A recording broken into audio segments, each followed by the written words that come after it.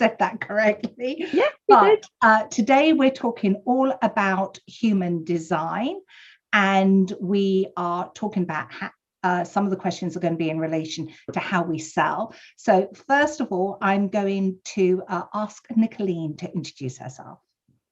Yes, thank you, Carole. Thank you for having me. Well, my name is Nicoline Huizinga. My last name is impossible to pronounce for non-Dutchies. I'm based in the Netherlands. I am a business clarity strategist, and I help my clients to go from best kept secret to absolute authority in their field.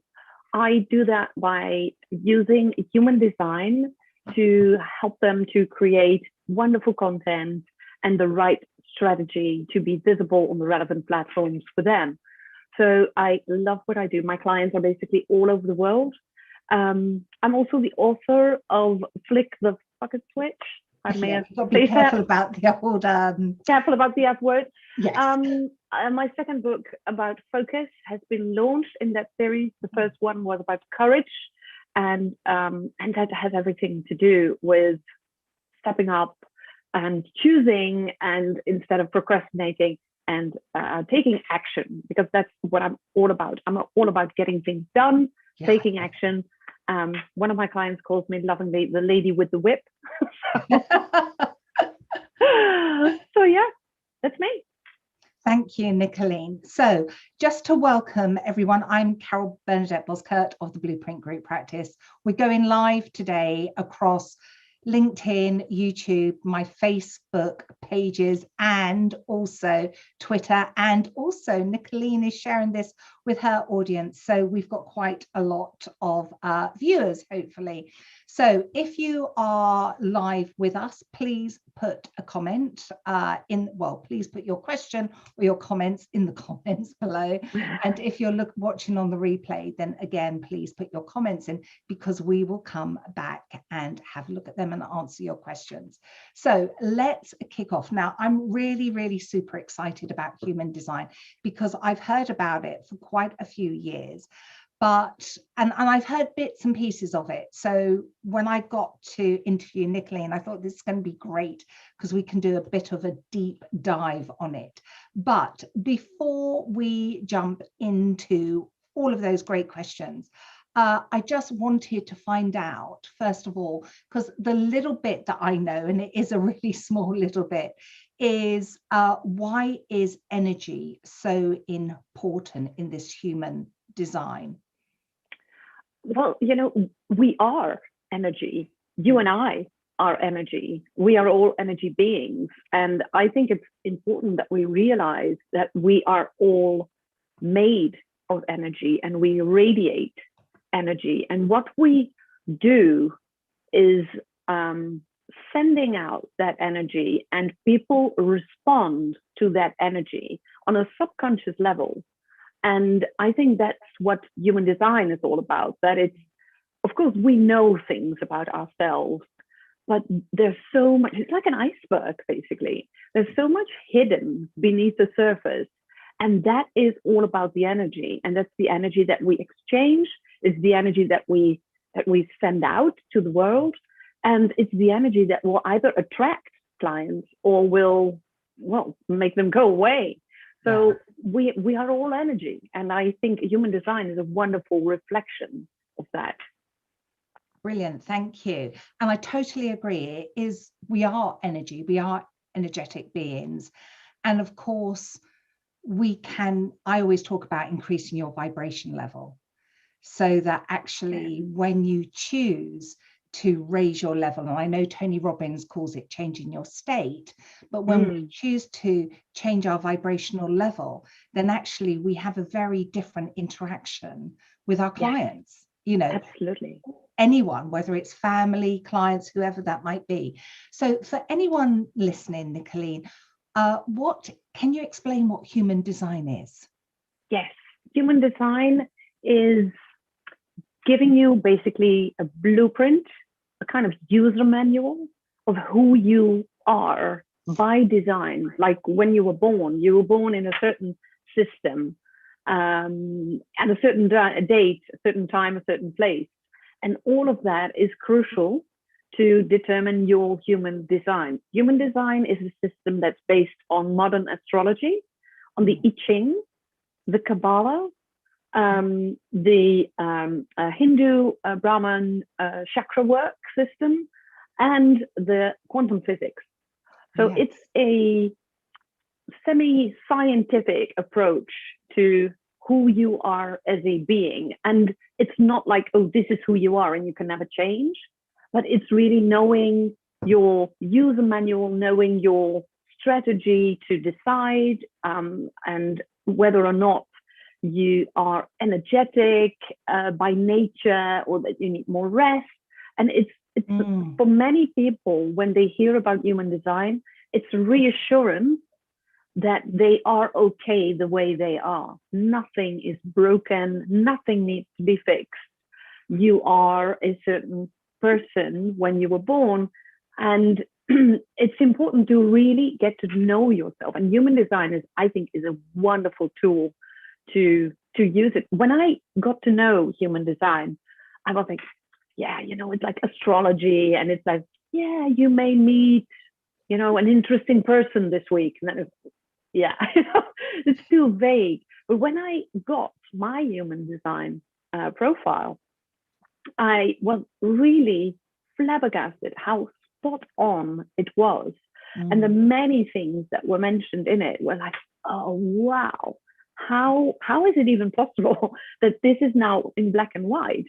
And there were a lot, well, certain things that I wasn't aware of, but when I really took a good look at what had happened in my life and how I respond to certain things, like, oh my goodness, that's in my design. And I think human design is, there's no other word for it than a user manual.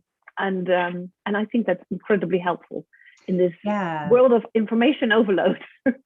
And I would imagine that when you get that human design map, or whatever you call it, just knowing those things and being able to join up the dots yourself and saying, absolutely, now I understand why that doesn't work for me, and why I really loved doing that, or being with those people, or the way I get my energy is when I do this. Now it all becomes a lot clearer for the individual. So I understand that within human design, I don't know if I'm using the right language, but there are archetypes. And I wondered if you could just talk to us a little bit about those, Nicoline. Yes, absolutely. Absolutely. There are 5 types. The biggest group is the generator group. The generator is about 37% of the population. And the generators are the people with a sustainable source of energy. They are the workers in this world. They are energetic, they're sparkly, they are, you know, working really hard.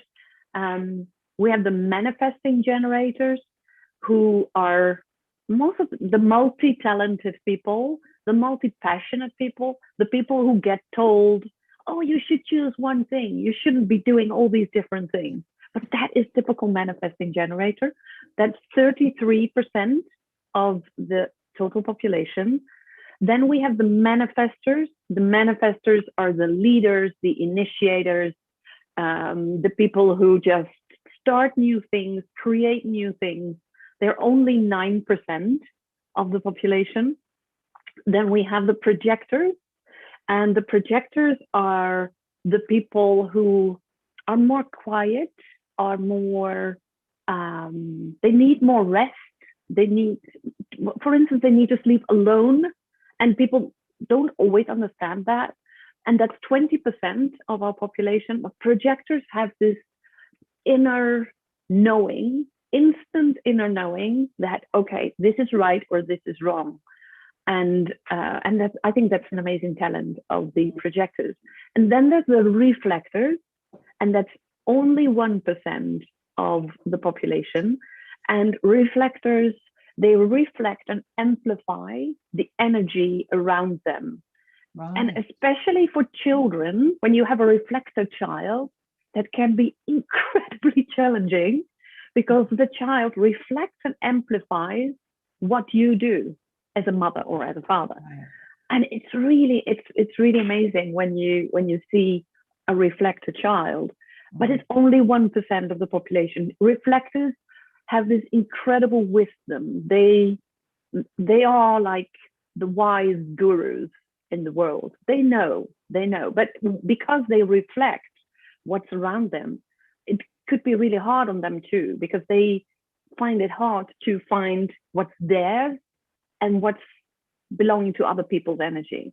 So yeah, and by having all these, we all have those challenges. Every type has its challenge, but when you know your type and you know your strategy, because I think that is really, really helpful.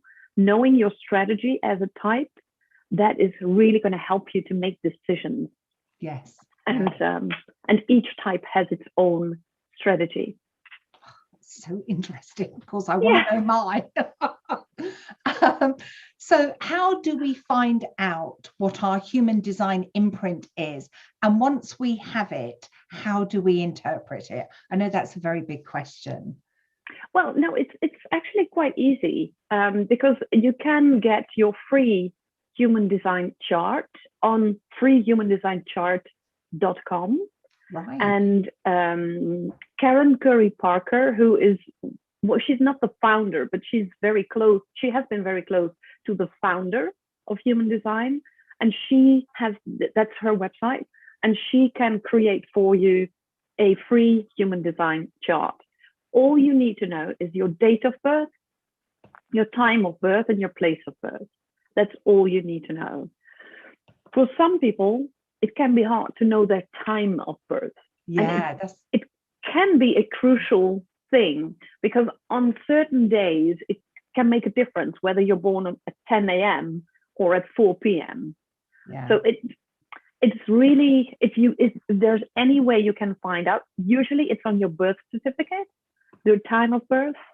But it's really helpful if you have that. So once you get that, so then you get your type, you get your strategy, and you get your authority. And when you know these three things, that's already a huge game changer. It was a huge game changer for me. If you want, because you will get, that's what Karen Curry Parker calls it, the body graph. And it's like an image of your body, and it has 7 centers in it. And it's stated whether or not that center is defined or not. You can forget about this, because it is important, but when you are new to human design, what you really need to know is your type, your design, your strategy, and your authority. If you know these three things, you're all good, because you can read about that. For instance, when you are a generator, and that was for me, I'll give you my personal example. When I found out I'm a generator, and my strategy is waiting to respond, that's my strategy, I instantly knew why the things that I had done that hadn't worked, that was because of that. I hadn't responded to things. I just initiated, because I thought, and I think that's a common thing in the online world especially, I had to be like a manifestor. And a manifestor is the one who initiates. And the manifestor can come up with new things. And for a manifestor, the strategy is to inform before initiating. The manifestor doesn't need to wait for cues to respond to. But a generator like me has to wait. And if I don't do that, and I create something, especially in business, so I launched a program, I'm going to tell you, in all honesty, I launched a program and it failed. It really failed, because I hadn't responded to, so I had come up with something that I thought people wanted, but they didn't. And for a generator like me, it's really crucial to listen to the cues and then respond and then create something. So I'll give you another example. When last year, I spoke to many people who said, oh, I need accountability. I really need to get things done. I find it really hard. And I spoke to several people who said that. And then I thought, perhaps I should run a group on accountability. So I launched a group, and within 3 days, I had 10 people. Yeah, I love accountability. Yeah, me too. Yeah. But this is how it works. When you start living your design, then these things will happen. So I knew exactly those moments when I hadn't waited to respond. It failed. It didn't work. Yeah. Oh, it's so interesting. Right? Yes. Got to remember, I've got to ask really the questions, not just focus on me. So how can human design, I mean, we've touched on it a bit, but how can human design help you in your business?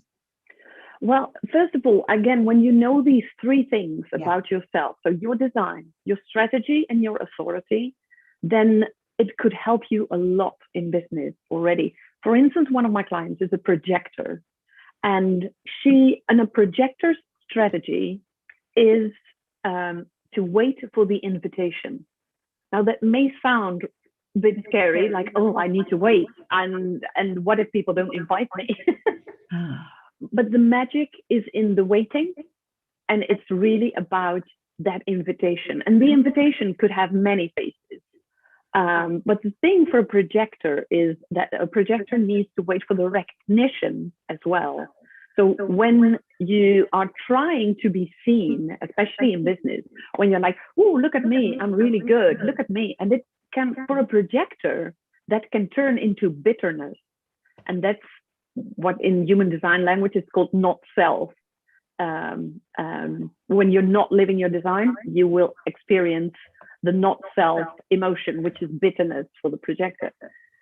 And when you are trying so hard to be seen and to be heard, you're not living your design. So when my clients started realizing that, oh, I'm a projector, all I need to do is share what I do, share my life, share my knowledge. That's all I need to do. I don't need to shout. I don't need to be like, oh, look at me, look at me. And when she started doing that, people started to respond to her because, like you said, your first question about the energy, this is all about the energy. When you are a projector and you're trying to force something, it's never going to work. So when you go from that inner authority, like, okay, I know I'm good enough. I know I have a lot of value to share. I'm just going to share that with my audience. That's all I need to do. And then people will respond. And that's how human design can help you. And that's just one example. Yeah, it is amazing, isn't it, when you think about it? Yes. It's really getting it's being in alignment with your energy. Absolutely. But of course, you don't understand that. You don't consciously understand that. So probably sometimes you're getting it right. Yes. And other times you're missing out. And for some people, they could be completely just missing the mark. Yeah. But just by a fraction. Absolutely. And of course, once you understand your human design, as you said, then you know sort of like how to show up. And the best way to do that, so it is in alignment with your energy. And of course, that's going to attract the right type of people to you as well. Yeah, absolutely. So interesting. And the thing is, when we look at, especially in the online world, we see so many people like being rock stars at what they do. And then we think we need to be the same. Yeah. But it could be that the person you're watching is either a manifestor or a manifesting generator. And when you're a projector and you're about to follow the same routine, it's never going to work. Yeah. And I think that's something, and I'm always banging on about that. When people buy blueprints, they think they need to follow that blueprint. And I think many people get disappointed when they try to follow a certain blueprint, and then they find out that it's not happening for me. I don't get the results. And then the person they bought the blueprint from says, yeah, but it works for me, and it works for client X and then client Y. So, and then you feel like there must be something wrong with me. I did all the steps, so there must be something wrong with me. Perhaps I'm not even cut out to be an entrepreneur. But the thing is, you're not following your design. You're following someone else's design. Yeah. And that's where it goes wrong. And so I'm going to ask a question which is sort of like related to the next question. It's about understanding your human design and how it guides you to show up effortlessly when you're selling. But what I'm sort of like thinking about is, if you understand your human design and you understand how you can help people through your human design, then you need to sort of like reflect that in your marketing, I would imagine. Yes, like in your absolutely. sales page, in your posts, because actually that's going to speak to that group of people who, when they do come to you, it is going to work for them because it's all in alignment.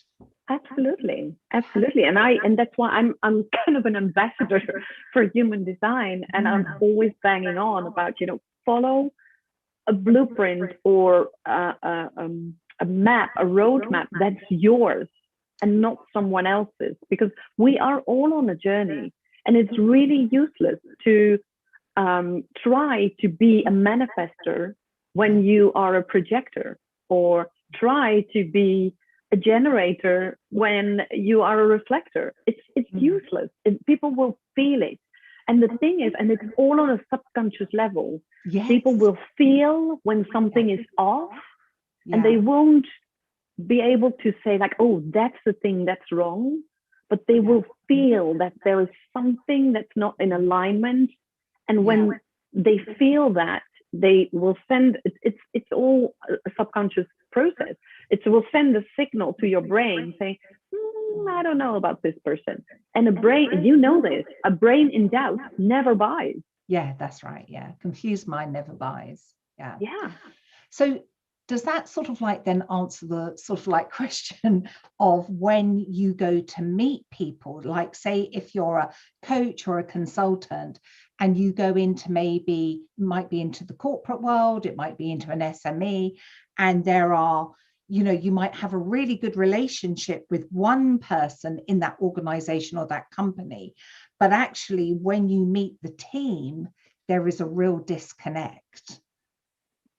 Yeah, that could be that it's linked to the various human designs, because, and especially when people are not aware, and let's face it, we're not conscious beings like all the time. Yes. When people are not aware, then they just radiate what they think is expected from them. And especially in a corporate setting, especially in a team, when there is, I don't know, rivalry, when there is like, oh, I need to be smart, I need to work on my career, so people have their own agendas, and then they have their own human designs, and then it could be like a total misfit, and then you're like, what do I get myself into? Yeah. So once we know our human design, how does it change the way we sell? I think it changes the way we sell, that it's becoming much more effortless. And I mean, when you know your human design, when you know that you are a projector, for instance, you know that you need a tribe around you first, and a really good tribe of people that know you really well before you will be able to sell. Right. And if you are a manifestor, it's not that crucial. For a manifestor, they can sell to a total stranger, but that's a manifestor's thing. For a projector, it's important to have your own tribe, so you can focus on, okay, I need to have these people around me. I need to create a certain space, and that could be a Facebook group or an Instagram group or anything that can help you to bring those people closer to you. But it definitely changes the way we sell when we know that for instance, when you create new products, it's important that you, as a generator, for instance, that you wait to respond. So you need to get the cues from your audience that say, oh, I'm really struggling with this, or, oh, this is my main struggle. So for a generator, for instance, using the polling option in our Facebook groups or on LinkedIn is a wonderful tool to get the cues from your audience and then sell something. So when you try to launch something, it's good to, like, for instance, launch a poll that says, oh, I'm thinking of launching this and that program. What should be in it? Like, choose whatever you want. And then people will tell you. And then it's so much easier to sell. So when you follow your design, selling becomes so much easier. Yeah, that's so interesting, because I can completely see how that would be so helpful to my clients, because then you can say, actually, doing that isn't going to serve you, because this is the makeup of you. Doing it this way would be much better, and you'll get a better response from your audience. Yes. I'll give you another example. As a manifesting generator, for instance, I told you these are often multi-passionate people. So they have various projects. The reason why is that manifesting generators have this sustainable source of energy.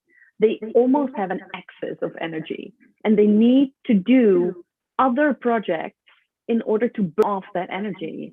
Right. The thing is, for manifesting generators, they often think that a project, when they start a new project, that it should be a project that needs to be finished, and it needs to be a business, and it needs to be a business model and all of that. But it's good to realize, as a manifesting generator, that sometimes you just do the project for burning off the energy. You don't even need to finish the project. It's for burning off the energy. And when one of my friends is a manifesting generator, and we were talking about that, and she is multi-passionate, and she's a real estate agent, and she loves organic farming, and she was like all over the place for other people. And when we talked, and she realized she's a manifesting generator, and she was literally crying, and she said, "You just gave me permission to be me. I always thought I had to choose. I had to pick one thing. And I didn't. I need these projects because I have this sustainable source of energy. I need to burn off that energy."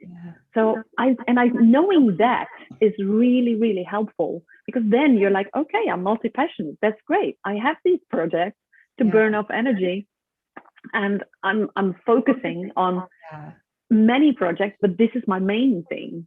And I'm just thinking about some of the people I know and some of my clients, and I'm thinking, yeah, I can see now that there's one chap that I know, he has lots of different businesses and he dips in and dips out. But when somebody's doing like coaching, for example, that is you've got to see it through to the end. You know, there is a whole process. So that you have to start and finish and complete it. But then if you've got other projects that you can dip in and dip out, that probably balances that out, so that that part of you is being fulfilled, and you don't feel you're being pushed into a corner where you've got to do the same thing all the time.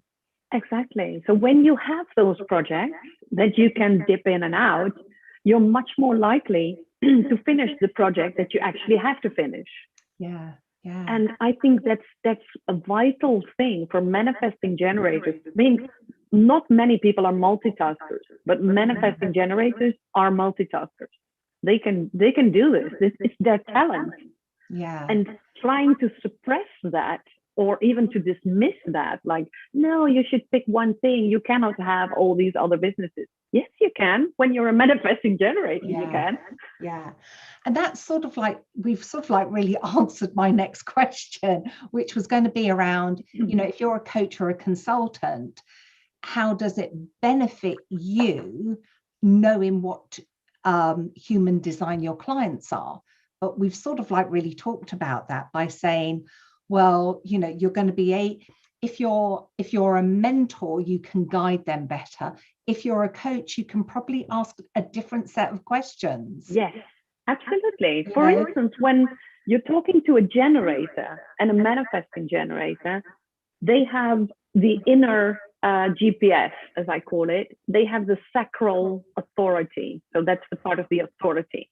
They have this inner knowing And what you need to do with generators and manifesting generators is ask yes and no questions. It's useless, especially when it's about deciding something and you ask them like, oh, what would you like to do?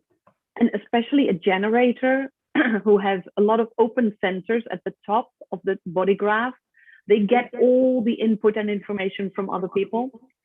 So it's really hard to, what would you like to do? Oh my goodness, I could do this, I could do that, I could do that. But if I would ask a generator, would you like to go to the movies tonight? The answer comes instantly. Right. And that's the thing that we know, that you have this authority. We think our mind decides, but it's not. The mind is like the backseat passenger in the car. Your body can tell you whether or not you're on the right track. And that's the nice thing, I think, about generators, manifesting generators. The body will tell you. So if you are working on a project and you don't feel like, oh, yes, I really want to do this. If you don't feel that, don't do it. It's not going to work. And you might feel that on day one, and then you sleep on it 1 or 2 nights, because that's crucial for generators and manifesting generators. And after those 2 days, you still feel like, yes, I want to do that, then go for it. That's the perfect project. But if you don't feel it, and that could be happening, don't do it. So interesting, isn't it? Yeah, it really is. You're as we're talking, I'm immediately thinking, yeah, how does that make me feel when I do this, or when I'm with my clients? So yes. If you're a coach or a consultant, how do you grow your business with human design? I would say it's really being aware that you're actually following your design. And when you're taking decisions, that you really follow that strategy. When you're a generator, it's waiting to respond. When you're a manifesting generator, it's waiting to respond and inform before initiating. When you're a manifestor, it's important to inform before initiating. When you're a projector, it's important to wait for the invitation. And when you're a reflector, you need to wait a full lunar cycle before you take a decision, which is 28 days. So that can be long, but it's important to wait, because the magic is in the waiting for those people, for the people who have to wait in that strategy. Yes. So it's helping you to decide to make better decisions, I would say. And if you use your human design, you live your design, that is going to grow your business because you take better decisions. Yeah. And I suppose knowing if you're like that is very important, but knowing if your client is like that, that means you can give them the space to make that decision, so that, for example, if you're, maybe they're not your client at that moment, but you've created a relationship with them and you've figured out they're one of the people that need that space to think, then you can actually, from a sales point of view, it will help you with your forecasting at the very least, because you can say, well, that person needs a good 28 days to think about that before we're going to get a decision. So, now let's agree with the client that we'll come back at the, in 4 weeks' time. And would you ever, in that situation, send them some more information to help them with their thinking? Or would you just take a step back and say, I'm just going to give them the space? I think it's all about giving them the space. Right. Because especially reflectors, they are incredibly wise beings, but they need the space, they need the distance in order to figure out, is this mine or is this yours? And if you keep feeding them with new information, then it's likely to overwhelm them. Yeah. So it's important, I think, just to take a step back and then leave it with them. And again, the magic is in the waiting. And we're not used to waiting, because we're all about taking action, and we need to initiate, and we need to be on it, and And that can be very tough, especially when it's not in your design to do that. Yeah. One of my clients is a projector, and she was raised in a family of generators. And the generators are the workers, are the people with the sustainable energy. And projectors need rest. A generator needs to go to bed when he's tired. And a projector needs to go to bed before he's tired. Yeah. So can you imagine how a generator looks at a projector if they don't know this? Then they're like, oh, you're lazy. Come on, let's go on. And the projector feels bad, like, oh, but I really need some time alone. I really need some rest. They feel bad because they are surrounded by people who have another energy. And I think that's so crucial to know this. And then when you know this, then you're like, okay, this is me. And it's okay to be me. And I think that's what human design does. It's so reassuring to know that this is in your design and it's okay. I just got another little question because probably I'm not a reflector, but I'm just thinking that if you give somebody those 28 days, because I am like, I want to make a decision, I want to move fast. But if you give somebody, you say, okay, look, they need some time to think. So you give them the 4 weeks, you take a step back, you let them mull it over and, you know, however, when it comes to the end of that 28 days, what happens if they don't make a decision? What happens if they don't make a decision? Then you could help them by asking, like, okay, you had time to think. And if they don't take a decision, it's important to understand why they're not taking a decision. Yeah. Because it could be that they don't trust their own judgment. It could be that they don't trust their gut feeling. So it could be that they haven't really figured out, like, okay, is this what I want or is this something you want?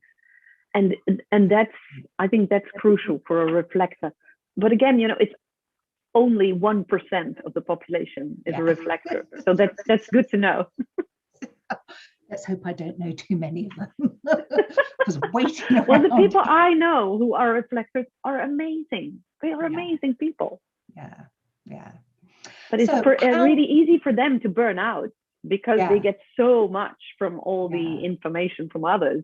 And when they can't figure out, like, oh, this is me or this is you, then it can be tough. So for them, it's really important to know that actually they probably shouldn't take on so much information because it does burn them out. Yes, yeah, it does. And therefore, they've probably just got to go to a few sources for them. And then they have to understand that they need time to reflect on it and think about it and make a decision. And I suppose maybe for them, it's also about saying, well, look, you can give yourself 4 weeks, but after that, I thought, are you still there, Nicoline? Yes, I am. Oh, good. Sorry, you were so still. I thought that I'd crashed. No, I need to move. I was going to say, oh no, I've crashed.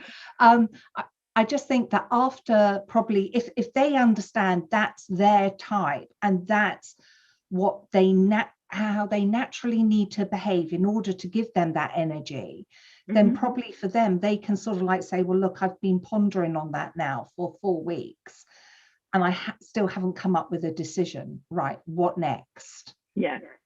You know? Yeah. So how does human design help you to be more visible in your business? Well, when you know your strategy, it's reassuring to know that I'm okay the way I am. And I think that is crucial for being visible, because then you're not trying to be someone else. And I think that is one of the biggest things that we suffer from, especially in the online space. When you know that, for instance, as a projector, you wait for the invitation. It's perfect for a projector to be interviewed, for instance. That's wonderful for a projector. But if you try to initiate things all on your own, it's not going to work. And that energy is very different. When you're a generator and you wait to respond, being interviewed is a wonderful way too. But if you try to be a manifestor, and a manifestor can, you know, go live and talk like on end, and the manifestor isn't bothered by any block, inner block, but especially projectors, I think they really need the invitation to start talking. Projectors structure their thoughts by talking out loud. That's very typical for projectors. For many of them, they get clarity when they speak out loud. So one of my clients, for instance, I always tell her, when she thinks about creating content to be visible, I always tell her to use voice notes. So when she gets the inspiration, she talks to her phone, and by doing that, she will get the clarity on, okay, this is the message that I want to get across. So that is helping her to be more visible, because she found a way to structure her thoughts, her message, by doing exactly that. So it's reassuring to know that you are okay the way you are. It's really important to find the right strategy related to your design. Like, okay, I am a projector, I need to be interviewed, so get me on interviews. I apply for podcasts, I go to other people like we're doing now. So knowing that, then it's so much easier to be visible. Yeah, I so want to do this. So I know we talked about it, but I've just got this question and one more. So if somebody listening is curious about human design and they want to know more about it, where would be a good place for them to start to learn and understand, Nicoline? Okay, a person to look at is Karen Curry Parker. Yeah.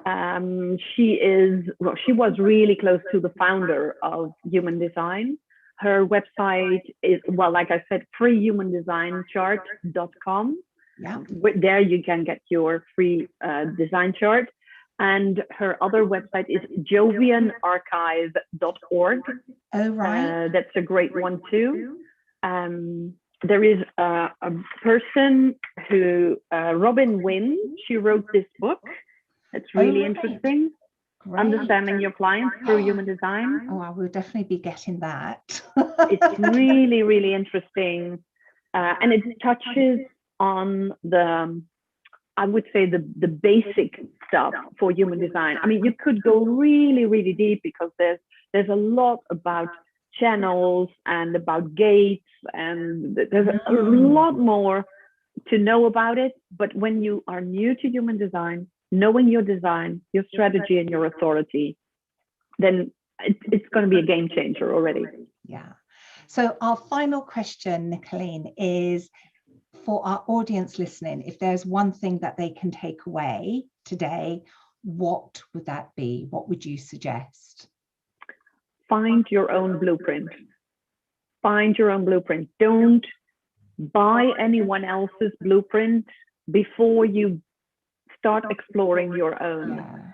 Because I think many of us have fallen into the trap of trying to be something that we're not.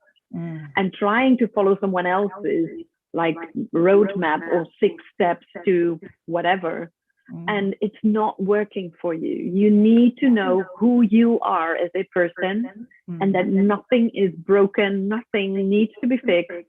You just need to follow your design, and I think that's the most crucial thing the best advice I can give people. I mean, find your own blueprint. That's fantastic, Nicoline. I'm so going to be looking at your website today. Oh, I'm so interested in it. Nicoline, I just want to thank you so much for your time today, and also for preparing for this call and interview that we're doing. How can people connect with you? Well, I am a lot on LinkedIn and Instagram and Facebook. So all these 3. I'm quite new to Clubhouse. We're going to be on Clubhouse next week, everyone. Nicoline and I on wonderful. Tuesday.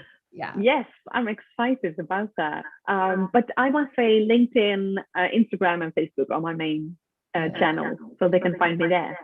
Okay, brilliant. We will put a link in the comments so that people can connect with you. So thank you so much, Nicoline. This has been so incredibly interesting. And please, if you've got any comments or any questions, just put them in the comments. Every time I say comments twice, I start laughing. Yeah. Just please put anything in the comments, and we will get back to you. Thank you, everyone. Thank you for having me, Carole. It's a pleasure. All right.